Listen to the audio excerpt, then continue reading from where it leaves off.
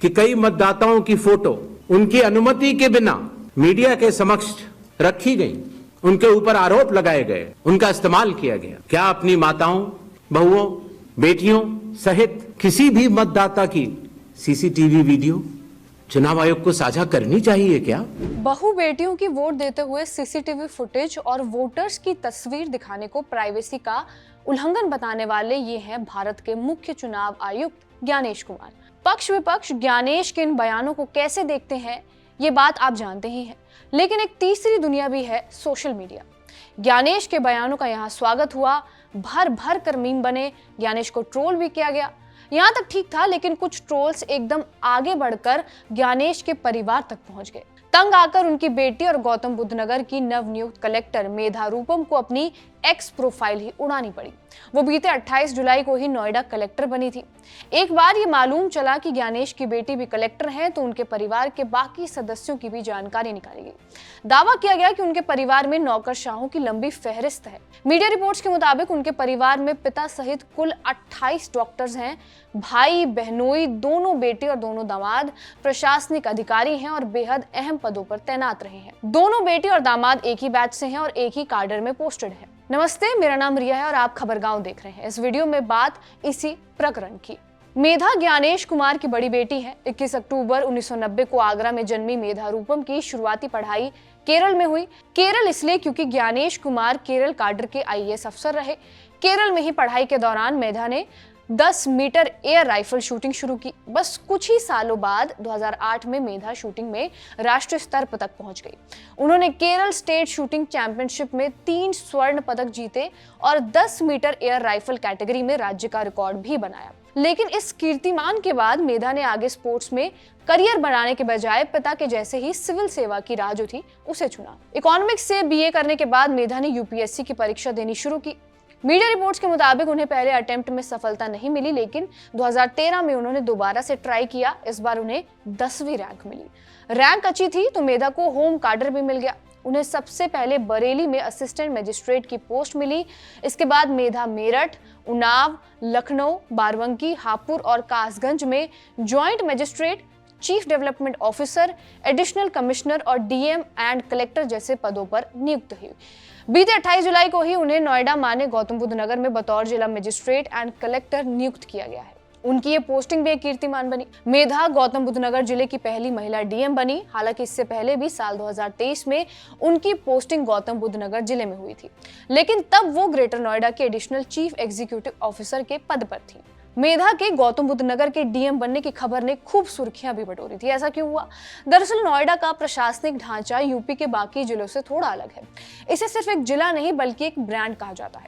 Brand इसलिए क्योंकि यहाँ बड़े पैमाने पर ग्लोबल आईटी और इलेक्ट्रॉनिक्स निवेश होते हैं। हाउसिंग और रियल एस्टेट के बड़े प्रोजेक्ट्स हैं, इंडस्ट्रियल कॉरिडोर और एक्सप्रेसवे हैं। खासकर 2 ऑनगोइंग प्रोजेक्ट्स, जेवर अंतर्राष्ट्रीय एयरपोर्ट और फिल्म सिटी प्रोजेक्ट भी हैं। इन सब से इतर नोएडा राष्ट्रीय राजधानी क्षेत्र का एक हिस्सा है, सो अलग बात है। इन तमाम मुद्दों की वजह से गौतम बुद्ध नगर का डीएम होना एक सामान्य जिले से कहीं ज्यादा चुनौतियों वाला है। यहाँ जमीन से जुड़े नियम कानून, किसानों के मुआवजे और उनकी योजनाएं, अलग अलग विभागों के बीच समन्वय, साइबर क्राइम और कानून व्यवस्था जैसी कई सारी जिम्मेदारियां एक साथ डीएम को ही संभालनी पड़ती हैं। हालांकि मेधा रूपम बतौर एसीईओ पहले ही ग्रेटर नोएडा में रहते हुए एयरपोर्ट और फिल्म सिटी से जुड़े काम देख चुकी हैं, लेकिन बतौर जिला कलेक्टर उनकी ये नियुक्ति कई चुनौतियों के साथ आई है। खैर, जिम्मेदारियों की चुनौतियों के साथ ही साथ नियुक्ति के बाद ही उन्हें सोशल मीडिया पर खूब सारी आलोचनाओं का भी सामना करना पड़ा।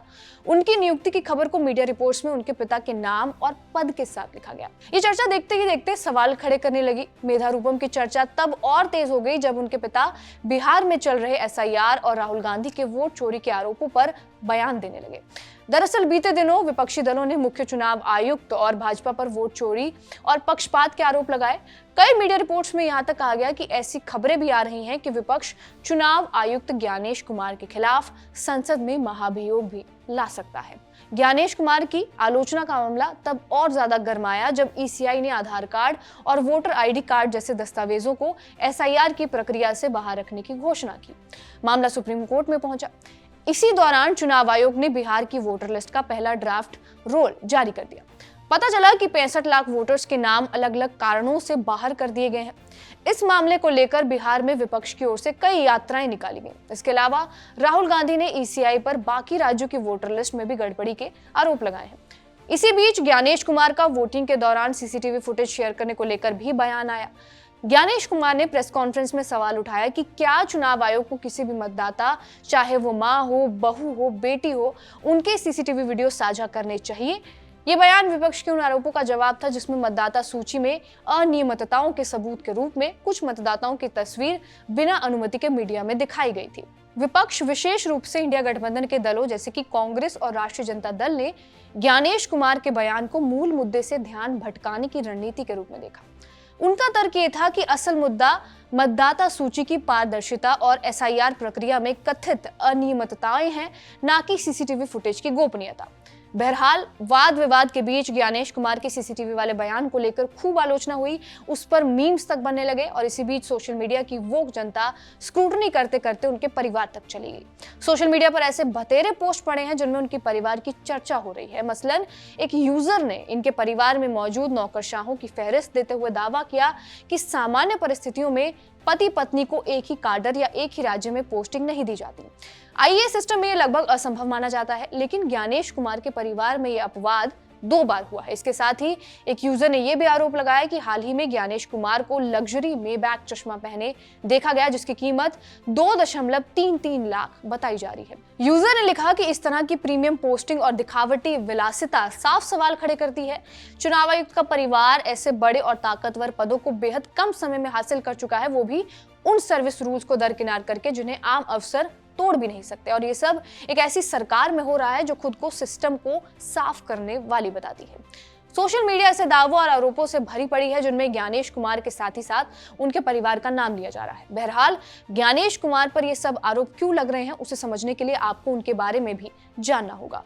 मीडिया रिपोर्ट्स में दर्ज जानकारी के मुताबिक 1964 में जन्मे ज्ञानेश कुमार मूल रूप से आगरा के रहने वाले हैं। उनके पिता डॉक्टर सुबोध कुमार गुप्ता मुख्य चिकित्सा अधिकारी रहे हैं। सरकारी नौकरी की वजह से ज्ञानेश को अपने पिता के साथ कई जिलों में रहना भी हुआ। बार बार ट्रांसफर की वजह से ज्ञानेश की पढ़ाई एक शहर में नहीं हो पाई। उन्होंने गोरखपुर, लखनऊ और कानपुर के स्कूलों से अपनी शुरुआती पढ़ाई की। बताया गया है कि यूपी बोर्ड से पढ़ाई करने वाले ज्ञानेश ने 10वीं और 12वीं की परीक्षा में टॉप किया था। कई मीडिया रिपोर्ट्स में यह भी दावा किया गया है कि ज्ञानेश के पूरे खानदान में करीब 28 डॉक्टर हुए, लेकिन बाकी परिवार वालों से इत्र ज्ञानेश ने पहले आईआईटी कानपुर से इंजीनियरिंग की, उसके बाद सिविल सेवा में जाने का जो था अपना मन बना लिया। साल 1988 में यूपीएससी की परीक्षा पास कर ज्ञानेश केरल काडर के आईएएस अधिकारी बने। आईएएस बनने के बाद भी ज्ञानेश ने पढ़ाई नहीं रोकी।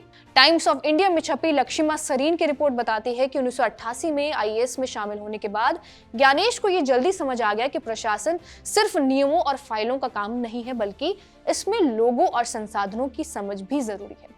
इसलिए उन्होंने फिर से पढ़ाई का रास्ता चुना। ICFAI से बिजनेस फाइनेंस का कोर्स किया और इसके साथ ही अमेरिका के Harvard institute for international development से एनवायरमेंटल इकोनॉमिक्स में पोस्ट ग्रेजुएशन भी किया। इसके बाद ज्ञानेश ने केंद्र सरकार के कई अहम विभागों में बड़ी जिम्मेदारी संभाली। मसलन 2007 से 2012 कांग्रेस सरकार में रक्षा मंत्रालय में वो संयुक्त सचिव रहे। 2019 में जब जम्मू कश्मीर में अनुच्छेद 370 को निष्प्रभावी किया गया, तब ज्ञानेश गृह मंत्रालय में ज्वाइंट सेक्रेटरी थे। इसके बाद ज्ञानेश कुमार गृह मंत्रालय के एडिशनल सेक्रेटरी बनाए गए। साल 2021 से मई 2024 तक में ज्ञानेश कुमार को संसदीय कार्य मंत्रालय यानी कि मिनिस्ट्री ऑफ पार्लियामेंट्री अफेयर्स और उसके बाद सहकारिता मंत्रालय मिनिस्ट्री ऑफ कॉर्पोरेशन में सेक्रेटरी के पद पर नियुक्त किया गया है। इसी पद पर रहते हुए जनवरी 2024 में ज्ञानेश आईएएस की सेवा से रिटायर हुए। रिटायरमेंट के बाद मार्च 2024 में उन्हें भारत का इलेक्शन कमिश्नर नियुक्त किया गया। इस पद पर ज्ञानेश 18 फरवरी तक रहे। इसके अगले ही दिन यानी 19 फरवरी 2024 को उन्हें भारत के 26वें चीफ इलेक्शन कमिश्नर के पद पर नियुक्त किया गया। ये तो हुई ज्ञानेश कुमार की जानकारी, लेकिन जिन परिवार वालों का ब्यौरा दिखाकर ज्ञानेश की आलोचना की जा रही है, एक बार वो फहरिस्त भी देख लेते हैं। देखिए, ये बात बिल्कुल सच है कि ज्ञानेश कुमार की दोनों बेटियां प्रशासनिक अधिकारी हैं। मेधा रूपम तो हाल ही में नोएडा की डीएम बनी। मेधा के पति भी आईएएस अफसर हैं। नाम है मनीष बंसल। मनीष ने भी मेधा के साथ ही यूपीएससी क्रैक किया और यूपी काडर के अफसर बने, माने बैचमेट भी और काडरमेट भी। यूपीएससी CSC 2013 में मनीष ने 53वीं रैंक हासिल की थी।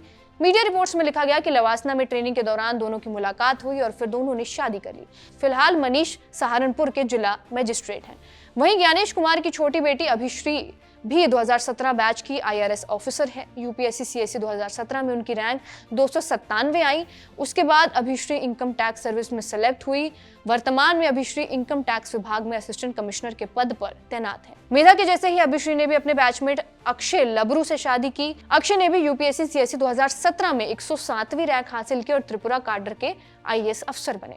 वर्तमान में अक्षय जम्मू कश्मीर में इंफॉर्मेशन डिपार्टमेंट के डायरेक्टर एंड लेफ्टिनेंट गवर्नर के सचिवालय में अतिरिक्त सचिव के पद पर तैनात हैं। बेटी और दामाद के अलावा ज्ञानेश कुमार के भाई मनीष कुमार भी IRS अधिकारी हैं। ज्ञानेश कुमार की बहन इंदौर में स्कूल चलाती हैं। उनके पति भी उपेंद्र जैन जो हैं वो 1991 बैच के IPS अधिकारी हैं। मध्य प्रदेश में MP police housing and infrastructure development corporation के मैनेजिंग डायरेक्टर और स्पेशल DGP भी रहे। साल 2024 में उन्हें DGP of the economic offences wing का पद भी सौंपा गया। बहरहाल ज्ञानेश कुमार पर टिप्पणी करने वाले इसी फैमिली ट्री का इस्तेमाल कर रहे हैं। इसके साथ ही मेधा रूपम की हालिया पोस्टिंग को लेकर भी बातें बताई जा रही हैं, जिनसे परेशान होकर मेधा को अपना एक्स प्रोफाइल डिलीट करना पड़ा।